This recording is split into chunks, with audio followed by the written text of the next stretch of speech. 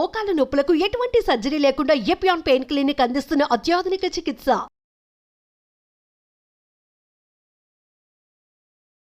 Hi hello నమస్తే. ఇప్పుడు మనం చర్చించబోయే టాపిక్ నీ పెయిన్స్, మోకాళ్ళ నొప్పులు. ఈ మోకాళ్ళ నొప్పులకు ఆయుర్వేదంలో అద్భుతమైన ఎక్స్టర్నల్ థెరపీ జానుధార అనే థెరపీ ఉందని, అది చాలా చక్కగా పనిచేస్తుందని చెబుతున్నారు ప్రముఖ ఆయుర్వేద వైద్య నిపుణులు డాక్టర్ సుందర్ రాజ్ పెరుమాల్ గారు. ఎవరికి వారే ఈ ట్రీట్మెంట్ను ఓన్గా ప్రిపేర్ చేసుకోవచ్చునని, వైద్యుల పర్యవేక్షణలోనే కాకుండా ఓన్గా కూడా ఈ థెరపీని చేసుకోవచ్చునని చెబుతున్నారు. అయితే ఆ థెరపీ ఏంటి, ఆ థెరపీ ఎలా ఉపయోగపడుతుంది, దాని డెమోని ఇప్పుడు మనం చూద్దాం.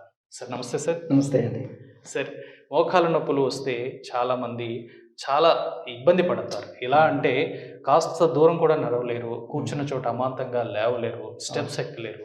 సో ఇటువంటి వారికి ఈ థెరపీ ఏ విధంగా ఉపయోగపడుతుంది, అసలు మోకాళ్ళ నొప్పులు రావడానికి గల కారణాలు ఏంటి? సో మనిషి బరువు మొత్తం కూడా మ్యాక్సిమం కాన్సన్ట్రేట్ అయ్యేటువంటి పార్ట్ మన మోకాళ్ళు. మిగిలిన జంతువులన్నీ కూడా హారిజాంటల్గా వాటి వెన్నెముక ఉండడం వల్ల బరువు అంతా యూనిఫామ్గా డిస్ట్రిబ్యూట్ అయిపోతుంది. మన శరీరం తాలూకు బరువు అంతా కూడా మ్యాక్సిమం మోకాళ్ళ మీద పడుతుంది. అండ్ ఆ మోకాళ్ళు, ఆ జాయింట్ క్యాప్సూల్ ఏదైతే ఉన్నదో, ఆ రెండు ఎముకలు, మన తొడ ఎముక కాలు ఎముక మధ్యలో చక్కగా కార్టిలేజ్ ఉంటుంది. ఈ పడుతున్న బరువు వల్ల ఎఫెక్ట్ ఏం పడకుండా ఒక కుషన్ లాగా, ఒక మంచి షాక్ అబ్జార్బర్ లాగా ఇది పనిచేస్తుంది అనమాట. అలాంటి ఈ షాక్ అబ్జార్బింగ్ యాక్షన్ చేసేటువంటి కార్టిలేజ్ లోపల గనక లిక్విడ్ తగ్గిపోతే, ఆ కార్టిలేజ్ అరిగిపోతే, అప్పుడు దూరంగా ఉండాల్సిన ఎముకలు దగ్గరికి వచ్చేస్తాయి. దగ్గరికి వచ్చేసి ఒకదానికొకటి ఇలా రాసుకుంటూ ఉంటాయి అనమాట. అప్పుడు విపరీతంగా ఎక్స్క్రూషియేటింగ్ పెయిన్ వస్తుంది అనమాట. అట్ ద సేమ్ టైం ఈ రెండు ఎముకల్ని దూరంగా నిలబెట్టాల్సినటువంటి చుట్టూరా ఉండేటువంటి జాయింట్ క్యాప్సూల్, అక్కడ ఉండేటువంటి కండరాలు, టెండాన్స్, లిగమెంట్స్, ఇవన్నీ కూడా వీక్ అయిపోతాయి అనమాట. అంటే రాపిడికి గురయ్యి వీక్, అంటే పోషణ అందకపోవడం వల్ల వీక్ అయ్యి దూరంగా మెయింటైన్ చేయలేకపోతాయి, దానివల్ల దగ్గరికి వచ్చేస్తాయి అనమాట. ఇప్పుడు మనం చూస్తుంటాం కామన్గా నీ క్యాప్ వేసుకుంటారు, మోకాలకి ఒక బెల్ట్ లాంటిది పెట్టుకుంటారు అనమాట. అది ఆ జాయింట్ క్యాప్సూల్ని గట్టిగా అలా పట్టుకుంటుంది అనమాట, పట్టుకుని స్ట్రెంగ్త్ ఇస్తుంది అనమాట. నార్మల్గా ఆ స్ట్రెంగ్త్ ఎవరు ఇవ్వాలి? ఆ చుట్టుపక్కల ఉన్నటువంటి కండరాలు, టెండాన్స్, లిగమెంట్స్ గట్టిగా పట్టుకోవాలి. అవి లూజ్ అయిపోవడం వల్ల బయట నుంచి మనం ఒక క్యాప్ వేసి గట్టిగా పెట్టాల్సిన అవసరం అవుతుంది అనమాట. బట్ అలా ఎక్కువ రోజులు మనం క్యాప్ వేసుకుని ఉంచుకుంటే అది ఇంకా జాయింట్ క్యాప్సూల్ వీక్ అయిపోయే అవకాశం ఉంది. అప్పుడు పూర్తిగా ఎల్లప్పుడూ కూడా నీ క్యాప్ వేసుకోవాల్సిన స్థితి వస్తుంది అనమాట. అందువల్ల నీ క్యాప్ వేసుకోకుండా ఆ జాయింట్ క్యాప్సూల్ని స్ట్రెంగ్తన్ చేసుకోవడానికి నీ జాయింట్ ఎక్సర్సైజెస్ చేసుకోవడం బెటర్. అయితే ఇది ఒక పార్ట్ ప్రాబ్లంలో. యాక్చువల్ ప్రాబ్లం ఏంటి? ఆ రెండు ఎముకల మధ్యలో ఉన్న గుజ్జు అరిగిపోతుంది. సో దాన్ని కనుక మనం రీజనరేట్ చేయగలిగితే ఈ ప్రాబ్లమ్ని శాశ్వతంగా పరిష్కరించవచ్చు. అలా పరిష్కరించలేకపోతే, బాగా అరిగిపోతే డాక్టర్స్ ఏం చెప్తున్నారు అంటే టోటల్ నీ రీప్లేస్మెంట్ చేసుకోండి అంట. పూర్తిగా ఈ ఎముక కట్ చేసేసి ఆర్టిఫిషియల్ ఎముకలు వేసి దానికి ఒక జాయింట్ లాగా తయారు చేస్తున్నారు అనమాట. బట్ దాన్ని ఒక గాజు బొమ్మలాగా చూసుకోవాలి జీవితాంతం కూడా. ఎక్కువ రోజులు ఉండట్లేదు కూడా ఈ మధ్యకాలంలో. సో కూర్చోలేము, నించోలేము, నడవలేము, ఎట్లెక్కలేము, చాలా ఒక గాజు బొమ్మలాగా చూసుకోవాలి ఆ జాయింట్ని. సో ఈ రీప్లేస్మెంట్ అనేది జరగకుండా ఆయుర్వేదంలో దీనికి బెస్ట్ చికిత్స అనేది ఉందంటారా? ఆయుర్వేదంలో పంచకర్మ చికిత్సలు ద్వారా ఈ కార్టిలేజ్ అరిగిపోవడానికి కారణమైనటువంటి ఫ్రీ రాడికల్స్ని బాడీలోని ఈచ్ అండ్ ఎవ్రీ సెల్లోంచి బయటకు పంపించేసి అరిగిపోవడం అనే ప్రాసెస్ని ఆపేస్తాం. తర్వాత ఆల్రెడీ అరిగిపోయినటువంటి కార్టిలేజ్ లోపల మళ్ళీ లిక్విడ్ తయారవడానికి కొన్ని రీజనరేటివ్ థెరపీస్ చేస్తాం. సో వమన కర్మ, విరేచన కర్మ లాంటి డిటాక్సిఫికేషన్ థెరపీస్ చేస్తే అరగడం ఆగుతుంది. అలాగే ఈ వస్తి కర్మ అనేటువంటి రీజనరేటివ్ థెరపీ చేస్తే మళ్ళీ కొత్తగా కార్టిలేజ్లో గుజ్జు తయారవుతుంది. సో ఇవి ఇంటర్నల్ థెరపీస్ అనమాట. ఇవి కేవలం ఒక క్వాలిఫైడ్ ఆయుర్వేద పంచకర్మ డాక్టర్ దగ్గర మాత్రమే తీసుకోవాలి.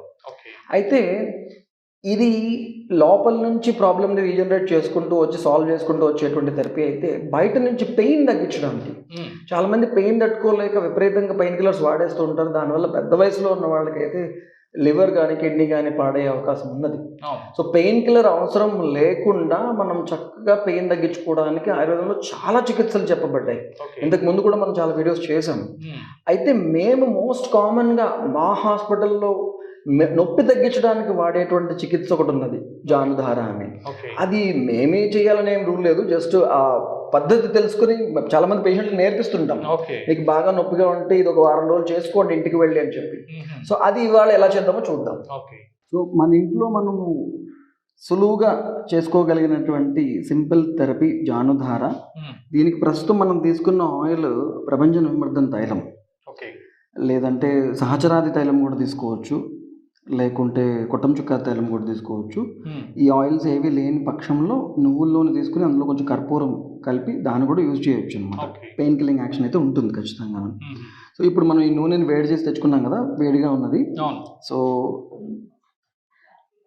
ఈ జాను అంటే మోకాలు, జాను అంటే మోకాలు.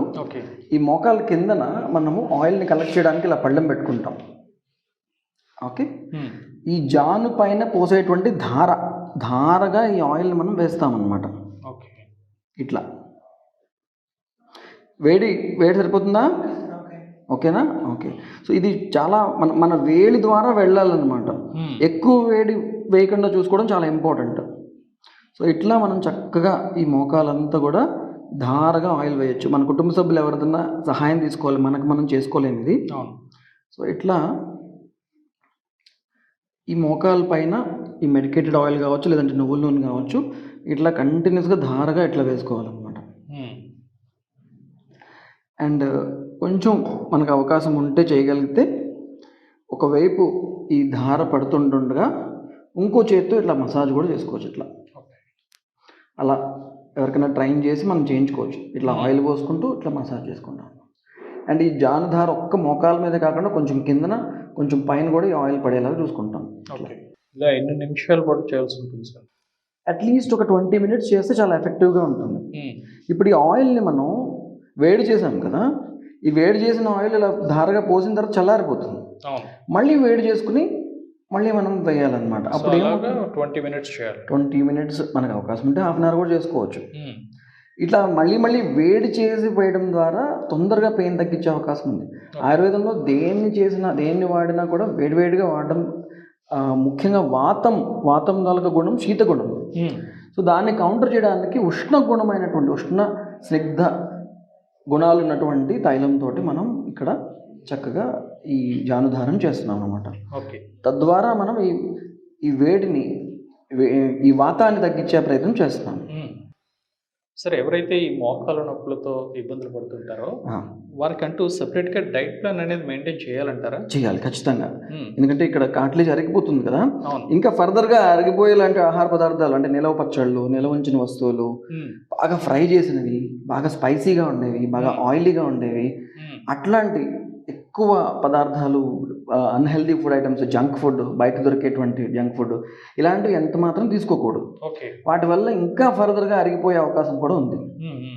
ఓకే, సో ఎట్లాంటి ఫుడ్ తీసుకుంటే పెయిన్ పెరుగుతుందో, ఫర్ ఎగ్జాంపుల్ బంగాళదుంపలు, గోంగూర, గుమ్మడికాయ, శనగపిండి, మైదాపిండితో చేసిన వస్తువులు, అలాగే పళ్ళలో అరటిపండు, పనసపండు, ఇలాంటివి కూడా తీసుకోవద్దని చెప్తాను, నొప్పి పెరుగుతుందని. సో ఎటువంటి ఆహార పదార్థాలు తీసుకుంటే హెల్ప్ అవుతుందంటారు? ఎక్కువగా రాగులు, అలాగే నువ్వులు, కరివేపాకు, ఇవన్నీ బోన్స్ని బాగా నరిష్ చేస్తాయి. అన్ని రకాల పండ్లు, ఒక అరటిపండు, పనసపండు తప్ప మిగిలిన పండ్లు అన్నీ, అలాగే డ్రై ఫ్రూట్స్ కూడా ఎక్కువ తీసుకుంటే మంచిగా హెల్ప్ అవుతుంది. నువ్వుల నూనె వంటకు వండుకోవచ్చు, నెయ్యి వాడచ్చు, అలాగే చక్కగా పాలు ఎక్కువ తీసుకోవాలి.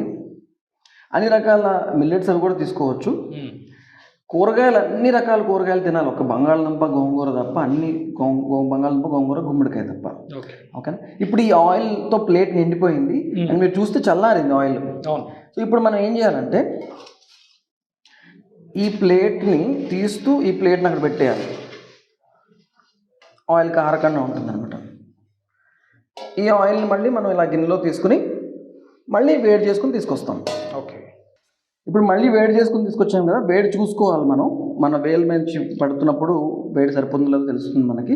బట్ అయినా కూడా ఒకసారి అడగాలి, వేడి పర్వాలేదా? ఓకే.